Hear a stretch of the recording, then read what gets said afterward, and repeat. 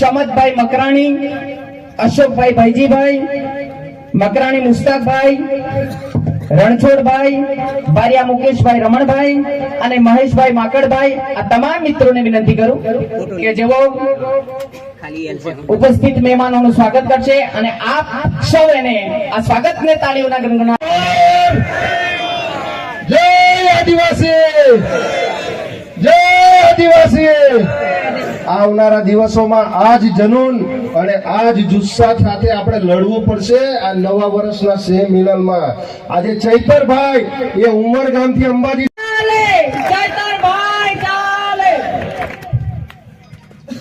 આજે નવા વર્ષના સ્નેહ મિલન કાર્યક્રમમાં ગઢ નવા ફળિયા ખાતે આયોજિત આ કાર્યક્રમમાં ઉપસ્થિત સમાજના તમામ વડીલો, આગેવાનો, સંતો, મહંતો, યુવાનો, માતા બહેનો, આયોજન સમિતિના તમામ સાથી મિત્રો, મંચસ્થ તમામ મહેમાનો, પ્રેસ મીડિયાના મિત્રો, પોલીસ મિત્રો, તમામને ચૈતર વસાવાના જય જોહાર, જય આદિવાસી, જય ભીલ પ્રદેશ, ઉલ ગુલાલ જિંદાબાદ. સાથીઓ, હું આવ્યો છું ત્યારથી જ સાંભળું છું જે પણ ભાષણ કરવા માટે આવે છે, જે પણ સ્વાગત કરવા માટે આવે છે, ચૈતરભાઈ સાહેબ, ચૈતર સાહેબ, ચૈતર સાહેબ. મિત્રો, હું તમારા જેવા જ નાના ગામમાંથી આવું છું, નાના પરિવારમાંથી આવું છું અને મારી ઉંમર પણ હજુ 36 વર્ષ છે, એટલે મને સાહેબ નહીં બનાવશો. હું તમારો ભાઈ છું, ભાઈ કહેશો તો પણ મને ચાલશે. તમે મને સાહેબ બનાવશો તો તમારું ને અમારું અંતર વધી જશે. કેમ કે આપણા સમાજના લોકોને હું સારી રીતે ઓળખું છું. સાહેબ કહીને આપણો સમાજ સાહેબથી બહુ ડરે છે. ડરે છે ને આપણા વાળા બધા. એ કલેક્ટર સાહેબ હોય, ડીડીઓ સાહેબ હોય, ટીડીઓ સાહેબ હોય, એસપી સાહેબ હોય, પીએસઆઈ સાહેબ હોય કે પીઆઈ સાહેબ હોય, સાહેબ આવે પાછળ એટલે આપણો સમાજ ડરી જાય છે. એટલે મને સાહેબ નહીં બનાવતા, મને તમારો ભાઈ રાખજો. ચાલશે ને મિત્રો? આદિવાસી એટલે કોણ? અમારા સાથી મિત્ર જગદીશભાઈએ તો કેટલાય ગીતો બનાવ્યા છે. હું સલામ કરું છું. એ પણ આપણા આદિવાસી લોક ગાયિકા ઉર્વીબેન છે, પાયલબેન છે, લોક ગાયક આપણા જગદીશભાઈ છે ને એવા કેટલાય મિત્રો આપણા સમાજના ઘણા ગીતોથી આપણી સંસ્કૃતિ ઉજાગર કરે છે, આપણી સભ્યતા. આદિવાસી કોણ હતો, એનો ઇતિહાસ શું છે, એ આવા કલાકારો ધીરે ધીરેથી આજે ઉજાગર કરી રહ્યા છે. આદિવાસી એ આદિ અનાદિ કાળથી આ ધરતી પર વસનારો એ આદિવાસી સમાજ છે. આદિ અનાદિ કાળથી ધર્મપૂર્વી સંસ્કૃતિ છે આપણી. તમે ઇતિહાસમાં વાંચી જોશો, સિંધુ ખીણની સંસ્કૃતિ, એમાં પણ આપણા અવશેષો મળેલા છે. મોહેંજો-દડોની સંસ્કૃતિ, એ પણ આપણી સંસ્કૃતિના અવશેષો મળ્યા છે. ત્યારે આજે ઘણા લોકો વનવાસી વનવાસી કહે છે, પણ વનવાસી નથી. અનાદિ કાળથી વસનારો આદિવાસી એ મૂળ માલિક આ ધરતીનો છે, આ દેશનો છે.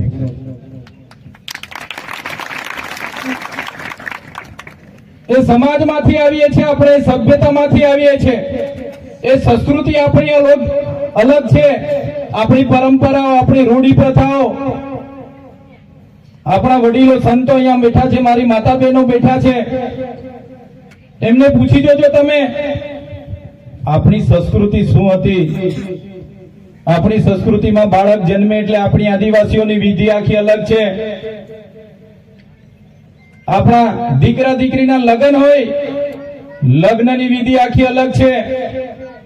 આપણામાંથી કોઈ મરણ પામે છે તો મરણની વિધિ પણ આખી અલગ છે. 12મા વિધિ આખી અલગ છે. આદિવાસી સમાજ એ સમૂહ ભાવનામાં માનનારો સમાજ છે, પ્રકૃતિને પૂજનારો સમાજ છે. બીજા સમાજ શું કરે છે એની સાથે મારે કોઈ લેવા દેવા નથી, પણ જે આપણી વચ્ચે બુજુર્ગો વડીલો છે એમને યુવાનોને હું વિનંતી કરું છું, તમારા દાદા લોકોને પૂજજો. આપણે કયા દેવને પૂજતા હતા? આપણે આજે બધું ભૂલી ગયા. આજે સીમાળીઓ દેવ ભૂલી ગયા કે યાદ છે? અમારે ત્યાં હિમાલયો દેવ કે છે. હિમાલયો દેવ ખબર છે ને? વડીલો હિમ પર જે દેવ આવે તો ખબર છે ને બધાને? એ હિમાલયો દેવ પહેલો વરસાદ થાય એટલે લીલીચારીનો દેવ થાય. ગમાણનો દેહ થાય, અન્ન પાકે, તો આજે પણ આપણા વડીલો પૂજે છે. કીડી મકોડી પશુ પક્ષીને જેને ખાધું અને જે વધ્યું તે હું મારા ખેતરથી ઘરે લઈ જવા માટે પણ ખડાનો દેહ પૂજવામાં આવે છે કે નથી આવતો? એ સંસ્કૃતિમાંથી આવીએ છીએ આપણે. આજે પણ આપણા વિસ્તારમાં કોઈ અજાણ્યો માણસ આવી જાય, આપણે પેલા એને બેસાડીએ છીએ, પાણી પીવડાવીએ છીએ, ચા પીવડાવીએ છીએ, જમવાનું પૂછીએ છીએ અને પછી કામ પૂછીએ છીએ. સાચી વાત છે કે ખોટી વાત છે? જ્યારે તમે અહીંથી આગળની વિસ્તારમાં જજો, ડભોઈ બરોડા જજો, અમદાવાદ જજો, સુરત જજો, તમે જેવા દરવાજા પર જશો પહેલી તમને કઈ જાતિના પૂછવામાં આવશે? આવશે કે નહીં આવશે? આવે છે કે નથી આવતું? ત્યારે કહેવાનો મતલબ મારો એવો છે કે આપણે એક ગૌરવશાળી ઇતિહાસમાંથી આવીએ છીએ, જેનો ઇતિહાસ તમે રામાયણ ઉઠાવીને વાંચી લેશો, એમાં પણ સબરી માતાનો ઉલ્લેખ આવે છે. સબરી માતા કોણ હતી? તો આદિવાસી ભીલડી હતી. તમે મહાભારત ઉઠાવીને વાંચો, એમાં એકલવ્યનો જિક્ર કરવામાં આવ્યો છે, જેણે અંગૂઠો કાપીને આપી દીધો. એકલવ્ય કોણ હતા? આદિવાસી હતા. તમે નિષાદનો ઇતિહાસ વાંચો, એ આદિવાસી હતા. એવી જ રીતે તમને કેમ છું, તમે મહારાણા પ્રતાપનો ઇતિહાસ વાંચી લેજો. જ્યારે મહારાણા પ્રતાપને એમના પોતાના સગાભાઈએ સહકાર નથી આપ્યો, ત્યારે પૂંજા ભીલ પોતાની સેના લઈને ગયેલા, એ આપણો ઇતિહાસ છે. તમે શિવાજીનો ઇતિહાસ વાંચી લેજો. શિવાજી સાથે જે દુધાભીલની આખી સેના હતી, એ ઇતિહાસ આપણો છે. તમે આખો ઇતિહાસ વાંચજો અને દેશની આઝાદી બાબત સૌથી વધારે સૌથી પહેલા કોઈ લડ્યા હોય તો એ આપણા પૂર્વજો હતા. એ ટાટિયા ભીલ હોય, ખાજ્યા નાયક હોય, તિલકા માંઝી હોય, બિરસા મુંડા હોય કે ઝલકારીબાઈ હોય કે ગુરુ ગોવિંદગીરી હોય, એ આપણા આદિવાસીઓ હતા. અને અંગ્રેજો સામે પણ આપણા લોકો ઝૂક્યા નથી અને અંગ્રેજો સામે પણ આપણા પૂર્વજો લડ્યા છે. મિત્રો, આપણો ઇતિહાસ આપણા લોકો ભણેલા ગણેલા નતા એટલે ચોપડામાં આજે નથી. નાના નાના રજવાડાઓ આ વિસ્તારમાં ભીલ રાજાઓના હતા. વિદેશોમાંથી અતિક્રમણોથી આક્રમણો થયા. હુણો આવ્યા, ડચ આવ્યા, અરબ આવ્યા, મુગલો આવ્યા, આર્યો આવ્યા, અંગ્રેજો આવ્યા, પોર્ટુગીઝો આવ્યા, સ્પેનિશો આવ્યા અને ધીરે ધીરે આપણા દેશ પર ગુલામી આવી. ગુલામી માટે, આઝાદી માટે પણ આપણા પૂર્વજો લડ્યા. દેશના વિકાસ માટે પણ આપણા લોકોએ ખૂબ મોટું યોગદાન આપ્યું છે. આ વિસ્તારમાં જ્યારે નર્મદા ડેમ માટે જમીનની જરૂર હતી તો આપણા આદિવાસીઓએ ગામડા ખાલી કર્યા છે. આ વિસ્તારોમાં નેશનલ હાઈવે હોય, રેલવે હોય, હાઈ ટેન્શન લાઈનો દેવાની હોય કે નહેરો કાઢવાની હોય, આ વિસ્તારમાં જીએમડીસી લાવવાની હોય કે જીઆઈડીસી લાવવાની હોય, જ્યારે પણ દેશના વિકાસની વાત આવી છે ત્યારે આદિવાસી સમાચારમાં આવ્યું હતું, તમે જોયું હતું ને? હોસ્પિટલની મુલાકાત લીધી. આટલો મોટો જિલ્લો હોવા છતાં આદિવાસી વિસ્તાર હોવાના નાતે હોસ્પિટલમાં પ્રસૂતિ માટે ગાયનેક જગ્યા ખાલી, ગાયનેક ડોક્ટર ના મળે. આવી પરિસ્થિતિ આપણી છે. ગયા વર્ષે જ્યારે આ વિસ્તારમાં શાળા પ્રવેશોત્સવનો કાર્યક્રમ ચાલતો હતો, એક ધવલ પટેલ નામના ખાણ ખનીજ ગુજરાત સરકારના સચિવ શ્રી આ વિસ્તારમાં આવ્યા. એમણે પણ સરકારને રિપોર્ટ કર્યો કે આ વિસ્તારમાં શિક્ષકો નથી, શાળાઓ નથી. હું થોડા વખત પહેલા આ વિસ્તારમાં મુલાકાતે હતો ત્યારે એક આદર્શ નિવાસી શાળાની મુલાકાતે ગયો.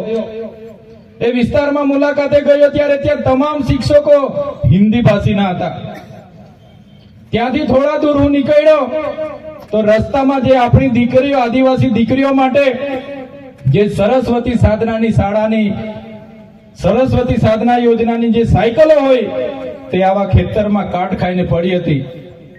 થોડા વખત પહેલા હું છોટાઉદેપુર ને કવાંટ આવ્યો હતો ત્યારે મારા ઘણા ખેડૂત આગેવાનો મને મળવા માટે આવ્યા હતા. એમણે કીધું કે સાહેબ, અમારી નદીમાં જ અમે ટ્રેક્ટર લઈને રેતી કાઢવા માટે ગયા હતા, અમારું ઘર બાંધવાનું છે, અમારા ટ્રેક્ટરો જમા કરી લીધા છે, અમને છોડાવી આપો. તો એક બાજુ હજારો ટન રેતી અહીંથી નીકળીને જતી હોય અને અમારા લોકો લેવા જતા હોય ત્યારે ટ્રેક્ટરો જમા કરી દેવામાં આવે. થોડા વખત પહેલા હું કૌવાટના તુરખેડા વિસ્તારમાં મુલાકાત માટે આવ્યો તો એક બેન પ્રસૂતિમાં હતી, સગર્ભા હતી અને પ્રસૂતિની પીડા થઈ અને એટલી પીડા થઈ તમે કલ્પના કરો કે રોડ નહીં હોવાના કારણે 108 નહીં પહોંચવાના કારણે આપણી બેનનું રસ્તે મૃત્યુ થઈ ગયું. ત્યારે મેં કહેવા માંગુ છું કે આપણે મૂળ માલિક છે. આપણે દેશની આઝાદીમાં આપણા પૂર્વજો શહીદ થઈ ગયા, દેશના વિકાસમાં આપણે આટલું બધું આપ્યું, તો કેમ આ સરકારો આપણી સાથે આ અસમાનતા કરે છે? એનો પણ આપણે ચિંતન મનન કરવું પડશે અને આવનારા દિવસોમાં એના માટે પણ આપણે બધા એક થઈને અવાજ બનવું પડશે. આજે તમે બધા અલગ અલગ પાર્ટીઓમાં, અલગ અલગ ધર્મ સંપ્રદાયોમાં, અલગ અલગ સંગઠનોમાં આપણે બધા વેચાયેલા છે. આજે મોટા રાઠવા, નાના રાઠવા, ડામોર, ગામેઠી, બારિયા, વસાવા, ચૌધરી, ગામિત બધા આપણે એકબીજાને નજીક નથી આવતા, એકબીજા ભેગા નથી થતા.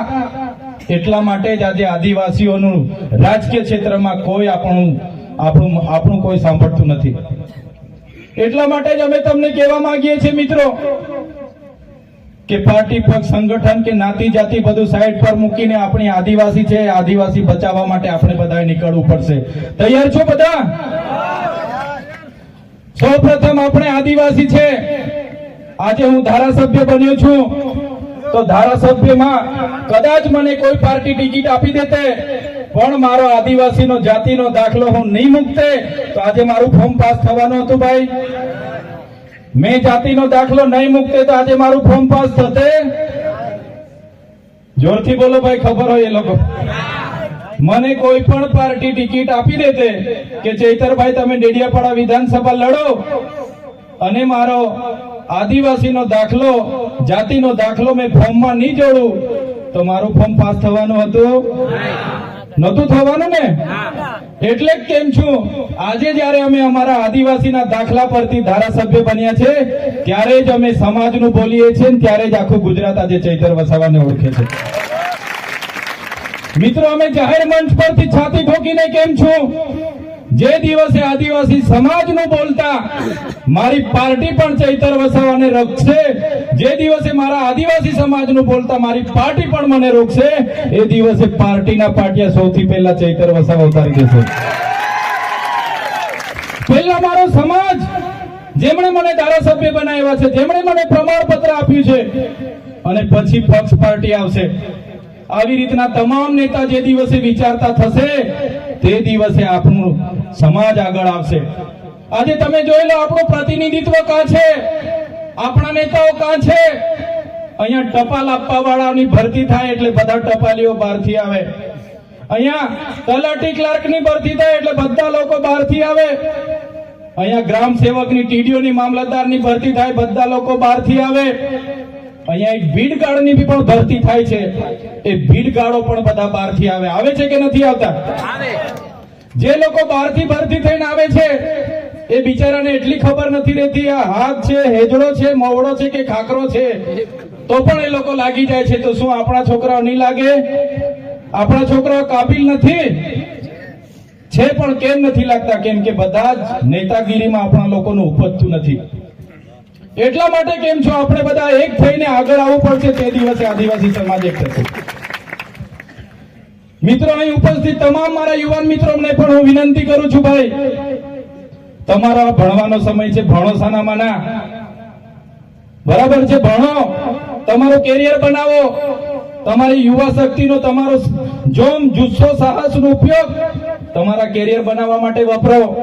તમારા મમ્મી પપ્પાએ ખેતી મજૂરી કરીને તમને ભણાવે છે. માત્ર હારા આઈફોન ના મોબાઈલ લઈ માંગવાથી, હારી ગાડીઓ લઈ માંગે છે અને જલસા કરે, પાર્ટીઓ કરે, બર્થડે ઉજવે અને આવી મોટી મોટી બેન્ડ પાર્ટી, ડીજે મંગાવે છે, આખી રાત નાચે તો પણ થાકે નહીં.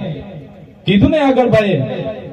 મારા યુવાન મિત્રોને પણ વિનંતી કરું છું, કઈ વાંધો નહીં, નાચો પણ, રમો પણ, બધું જ જોઈએ છે, બધું જ કરો, પણ આ સમય તમારો ભણવાનો છે એટલે ભણવામાં ધ્યાન આપો.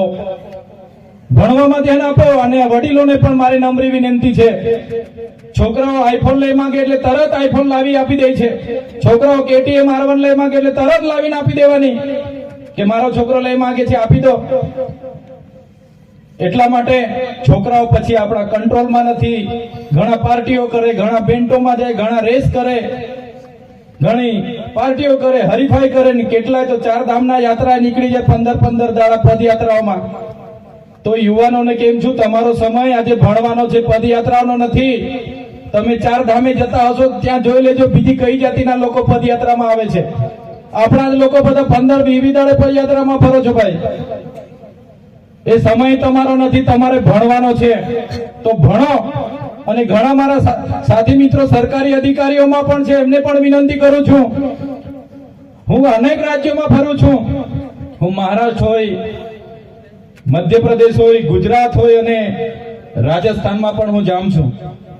તમે વિચાર કરો, રાજસ્થાનમાં આપણા જ આદિવાસીની એક કોમ્યુનિટી મીણા જાતિ છે.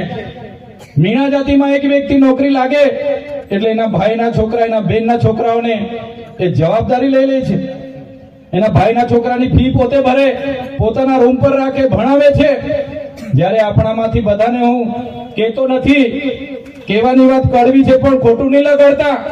જ્યારે આપણે તમે હોય કે અમે હોય, આપણે નોકરી લાગી ગયા એટલે બેનના છોકરા શું કરે, ભાઈના છોકરા શું કરે, કાકાના પોયરા શું કરે, કોઈ આપણે ધ્યાન આપતા નથી. એટલા માટે જ રાઠવા હોય કે વસાવા હોય કે ચૌધરી હોય કે ગામિત હોય, આપણે મીણા કોમ્યુનિટી કરતા પાછળ છે. એટલા માટે જ હું કેમ છું, આપણા વિસ્તારમાં દારૂ, ડીજે અને દહેજ પર આપણે આવનારા દિવસોમાં લગામ લાવવું પડશે. એ જ આપણા સમાજની આવનારા દિવસોમાં આપણને પાછળ લઈ જવા માટેની કામ કરશે. ત્યારે મિત્રો, તમામ વડીલો અને નોકરિયાત વર્ગ હોય કે યુવાન હોય, તમારે પોતપોતાએ બધાએ પોતાની નૈતિક જવાબદારી સંભાળવાની છે. ઘણા અહીંયા સરપંચ મિત્રો પણ હશે, એમને પણ વિનંતી કરું છું, તમારા ગામમાં તમારાથી શું થઈ શકે. આજના દિવસે અહીંયા સ્નેહ મિલનમાં આવ્યા છે ત્યારે બધાએ મગજમાં સંકલ્પ કરી લેવાનો છે કે હું મારા ગામ માટે શું કરી શકું, મારા પરિવાર માટે શું કરી શકું. એ નક્કી કરશો ત્યારે જ આપણો ઉદ્ધાર થવાનો છે. ઘણા આપણા લોકો માનતા હોય મગજમાં, હું તો ગરીબ છું, હું તો નાનો છું, મારાથી નહીં થાય, હું આદિવાસી છું, હું કઈ રીતના કરી શકું, કઈ રીતના ભણી શકું, કઈ રીતના ડોક્ટર બનીશ, કઈ રીતના વકીલ બનીશ, કેવી રીતના PSI ની પરીક્ષા પાસ કરીશ. નહીં, તમારે મગજમાં ગાંઠ બાંધી લેવી પડશે કે મારે પોલીસ બનવું છે તો તમારે મહેનત કરવી પડશે, મારે શિક્ષક બનવું છે તો મહેનત કરવી પડશે, તમારે ડોક્ટર બનવું છે તો મહેનત કરવી પડશે ને એ રીતે તમારે આગળ વધવું પડશે. મિત્રો, સમસ્યાઓ તો આ વિસ્તારમાં ઘણી છે. આજે આપણું તમારું અમારું જે થોડું ઘણું બચ્યું છે, જંગલ જ ખાલી બચેલું છે. આપણી પાસે થોડી ઘણી જમીનો છે, એ જ બચેલી છે. આજે પૂંજીપતિ, ઉદ્યોગપતિઓની નજરો પણ આપણી પર છે. વિચાર કરો તમે, આજે આસામ હોય, છત્તીસગઢ હોય, ઝારખંડ હોય, આજે દેશનું અડધું લશ્કર તો ત્યાં ડ્યુટી પર છે. આદિવાસીઓ સામે સરકારે મૂકવામાં આવેલું છે, કેમ કે ત્યાં નીચે જમીનમાં કોલસો છે, ખનીજો છે. એને કાઢવા માટે આજે ઓડિશા, છત્તીસગઢ અને ઝારખંડમાં દેશનું અડધું લશ્કર ત્યાં આદિવાસીઓ સામે છે. આદિવાસીઓ આપણા જ લશ્કર સામે આજે અહીં રાજ્યોમાં લડી રહ્યા છે. ત્યારે આવનારા વર્ષોમાં પણ આ વિસ્તારમાં જ્યારે ઉદ્યોગપતિઓને આ જમીનમાં રહેલા ખનીજોની જરૂર પડશે તો આપણે એક નહીં રહીશું. ત્યારે આપણને પણ પોલીસ, SRP, આર્મીની સામે લાવીને આપણને પણ અહીંથી ખદે વગે કરશે. એટલા માટે કેમ છું, જાગવું જરૂરી છે. આજે આ કાર્યક્રમમાં અમે આવ્યા છે ત્યારે વધારે વિશેષ તો નથી કહેતા, અમે રાજકીય માણસ છે એટલે વધારે ભાષણ કરીએ, મીડિયા વાળા રાજકીય રીતે છાપી કાઢે. પણ આજના આ કાર્યક્રમમાં જેમણે પણ આયોજન કર્યું છે તમામ લોકોને હું અભિનંદન આપું છું કે આટલા લોકો સમક્ષ અમને અમારા વાત મૂકવાની અમને તક મળી છે. પણ મિત્રો, આપણો ઇતિહાસ ગૌરવશાળી છે અને આ ઇતિહાસને બચાવવા માટે તમારે ને અમારે બધાએ સાથે આવવું પડશે. તમે કદાચ અમને સારી રીતે જાણતા હશો, અમે થોડા દિવસો પહેલા જ સરકાર સામે અલગ ભીલ પ્રદેશની પણ માંગ કરીને બેઠા છે. અલગ ભીલ પ્રદેશની માંગ કરી છે અમે. કેમ અમારે અલગ ભીલ પ્રદેશની માંગ કરવી પડી? દેશ જ્યારે 5, 10 કે 20 વર્ષ નહીં પણ દેશની આઝાદીના 78 વર્ષ થઈ ગયા અને 78 વર્ષ પછી પણ આ વિસ્તારમાં શિક્ષકો ના હોય, આ વિસ્તારની શાળાઓ માટે આંદોલન કરવું પડે, રસ્તાઓ માટે આંદોલન કરવું પડે, પીવાના પાણી માટે આંદોલન કરવું પડે, સિંચાઈના પાણી માટે આંદોલન કરવું પડે, ત્યારે હવેના સમયમાં આપણે લડેંગે જીતેંગે જિંદાબાદ મુર્દાબાદ કરવાનું થતું નથી. જો આ સરકાર આદિવાસીઓનો વિકાસ કરવા નહીં માંગશે તો આવનારા દિવસોમાં દેશનું 29મું રાજ્ય ભીલ પ્રદેશ અમે બનાવીને રહીશું. ભીલ પ્રદેશ બનાવીશું અમે અને એની રાજધાની કેવડિયા રાખીશું. કેવડિયા અમે એટલા માટે રાખીશું કે કેવડિયામાં અમારું નર્મદાનું પાણી છે, ત્યાં અમારે વીજળી ઉત્પન્ન થાય છે, બાજુમાં છોટાઉદેપુરમાં રેતીની ખાણો છે, બાજુમાં લિગ્નાઇટની ખાણો છે, આંબા ડુંગરમાં યુરેનિયમની ખાણો છે, મહારાષ્ટ્રને પણ એટલું નજીક પડશે અને મધ્યપ્રદેશના જાંબુવાલી રાજપુરને પણ એટલું નજીક પડશે, રાજસ્થાનને પણ એટલું નજીક પડશે અને ત્યાં આપણી જળ જંગલ જમીનો છે. ત્યારે તમે તૈયાર રહેજો, આવનારા દિવસોમાં દેશનું 29મું રાજ્ય ભીલ પ્રદેશ બનાવીને રહીશું. ક્યાં સુધી લડેંગે જીતેંગે, ક્યાં સુધી સરકાર જિંદાબાદ મુર્દાબાદ કરીશું. અમારા દાદાઓના વાળ ધોળા થઈ ગયા, અમે પણ જિંદાબાદ મુર્દાબાદ, આવેદન નિવેદન જિંદાબાદ મુર્દાબાદ. હવે સરકાર આવેદન નિવેદનમાં માનતી નથી, હવે સરકાર જિંદાબાદ મુર્દાબાદમાં માનતી નથી. એટલે મારા યુવા સાથીઓને કેમ છું, અમે આગેવાની લેવા માટે તૈયાર છે. મારા યુવાનો વડીલો સહકાર આપજો, આવનારા દિવસોમાં ભીલ પ્રદેશ બનાવીને રહીશું. અમારું ભીલોનું રાજ્ય હતું, એમાંથી જયારે દેશ આઝાદ થયો 14 જિલ્લા અંબાજીથી ઉમરગામ ગુજરાતમાં રાખ્યા, 13 જિલ્લાઓ રાજસ્થાનમાં રાખ્યા અને 12 જિલ્લાઓ એમણે મધ્યપ્રદેશમાં રાખ્યા અને 10 જિલ્લાઓને મહારાષ્ટ્રમાં વિભાજિત કર્યા. આજે પણ અમારી રહેણી કરણી, આજે પણ અમારી પરંપરાઓ, આજે પણ અમારી રૂઢિ પ્રથાઓ, આજે પણ અમારી વિધિ, આજે પણ આપણો રોટી બેટીનો વ્યવહાર એ લોકો સાથે છે કે નથી? આજે પણ એ લોકો સાથે રોટી બેટીનો વ્યવહાર છે કે નથી આપણો? આજે પણ અમે બોર્ડરલેસ થઈને મહારાષ્ટ્ર, મધ્યપ્રદેશ, ગુજરાત અને રાજસ્થાનના લોકો એક સાથે રહીએ છીએ. એટલા માટે જ આ સરકારોને કહીએ છીએ કે અમને અલગ ભીલ પ્રદેશ આપી દો, આદિવાસીઓનો વિકાસ અમે કરી લઈશું. આટલી મોટી રોયલ્ટી અમે સરકારમાં જમા કરતા હોય અને અમારા લોકો આજે પણ શિક્ષક માટે આંદોલન કરે, અમારા બાળકો માટે અમારા જેવા ધારાસભ્ય ધરણા પર બેસે અને જ્યારે પણ હાઈવેમાં જમીનો જોઈએ, જ્યારે પણ રેલવેમાં જમીનો જોઈએ, જ્યારે પણ નહેરોમાં જમીનો જોઈએ, મફતના ભાવે અમારા લોકોની જમીનો છીનવી લેવામાં આવે છે. કેમ સરકારને ખબર નથી? અહીંયા રસ્તા નથી, અહીંયા પાણી નથી, અહીંયા નળ સે જલમાં પાણી નથી આવતું, અહીંયા રેતી રોયલ્ટીમાં ડીએમએફ ફંડનો ભ્રષ્ટાચાર થાય છે. સરકારને બધું જ ખબર છે મિત્રો, પણ સરકાર આ કરવા માંગતી નથી. એટલે આજે દેશ અને ગુજરાતમાં આદિવાસીઓની પરિસ્થિતિ ખૂબ ખરાબ છે. આજે તમે જોઈ લો, ગુજરાતમાં આપણે 15% આદિવાસી છે, દેશમાં આપણે 8% આદિવાસી છે, તો દર 7 વ્યક્તિ એક આદિવાસી ગુજરાતમાં છે. તો દર 7 જજમાં એક જજ આપણો હોવો જોઈએ કે નહીં હોવો જોઈએ? દર 7 જજમાં એક આદિવાસી જજ હોવો જોઈએ કે નહીં હોવો જોઈએ?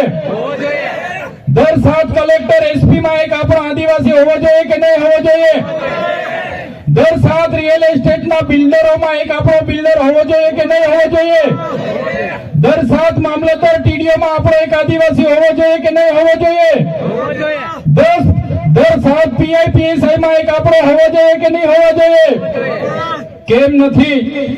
એનું ચિંતન અને મનન આપણે કરવું પડશે. કેમ કે આપણને આ લોકોએ સારા શિક્ષકો નથી આપ્યા, સારી શાળા નથી આપી. બાકી મારા યુવાનો તો એટલા હોશિયાર છે, એમને જો સારા શિક્ષક મળી જાય, એમને સારી શાળા મળતે, તો મારા યુવાનો પણ આજે આઈએસ આઈપીએસ બનીને આપણી વચ્ચે આવીને ઉભા રહેતે.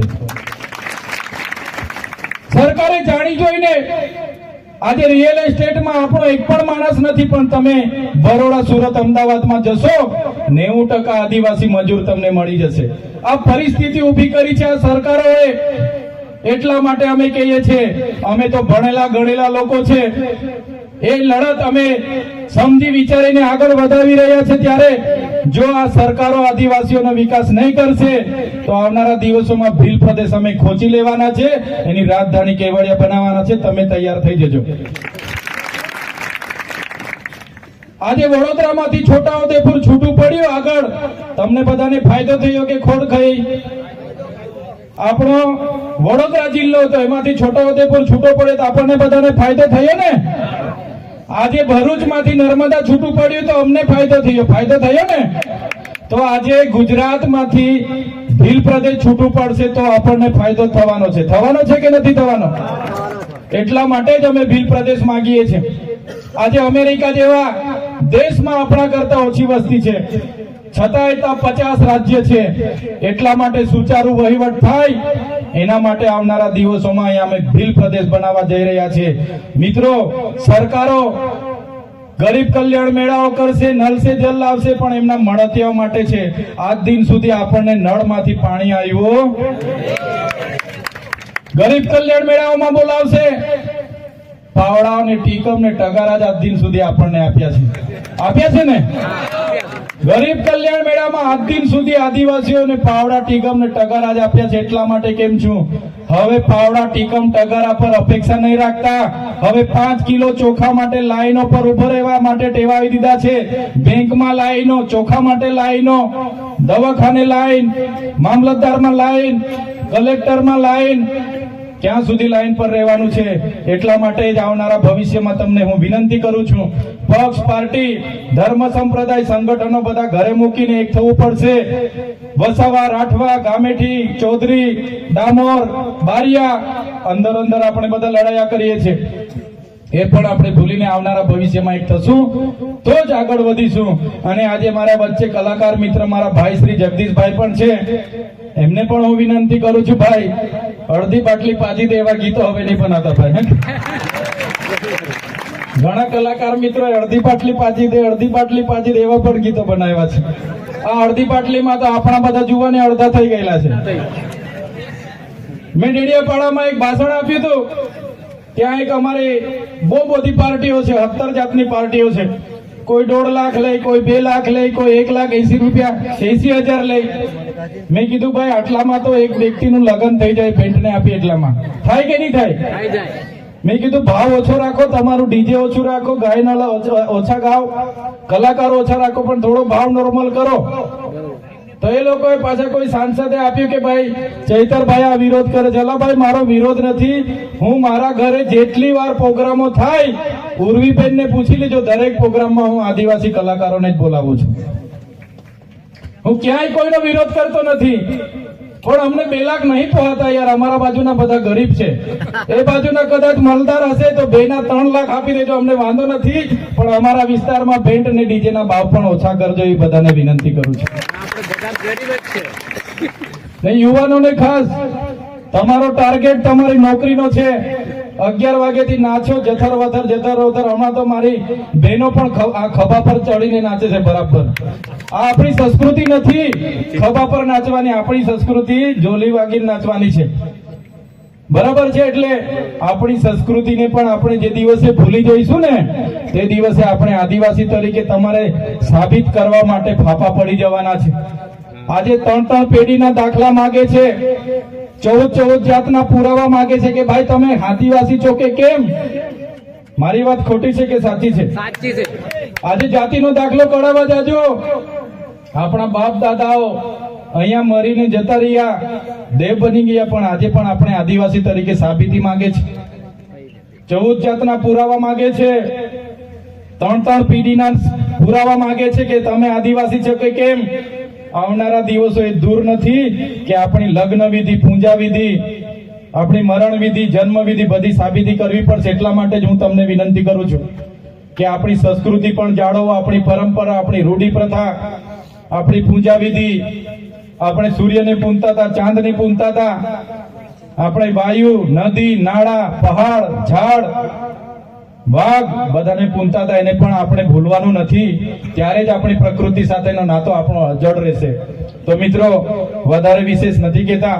આજે તો સ્નેહ મિલનનો કાર્યક્રમ હતો, છતાંય મારા મિત્ર જગદીશભાઈ હોય, નિરંજનભાઈ હોય, ડોક્ટર જયરામભાઈ હોય, તમામ મિત્રોને મળીને આજે આનંદ થાય છે. સાથે સાથે અમારે ત્યાં પણ સામાજિક પ્રસંગો એવા બની ગયા કે અમે ઘણા લેટ આવ્યા, છતાં તમારો બધાનો ઉમંગ અને ઉત્સાહ જોઈને અમને પણ વધારે વાતો કરવાની તક મળી. આ આયોજન કરનાર તમામ ટીમને હું અભિનંદન આપું છું. સાથે સાથે દૂર દૂરના ગામથી પોતાના સ્વખર્ચે અહીં ઉપસ્થિત થયેલા મારા યુવાન સાથીઓ, મારા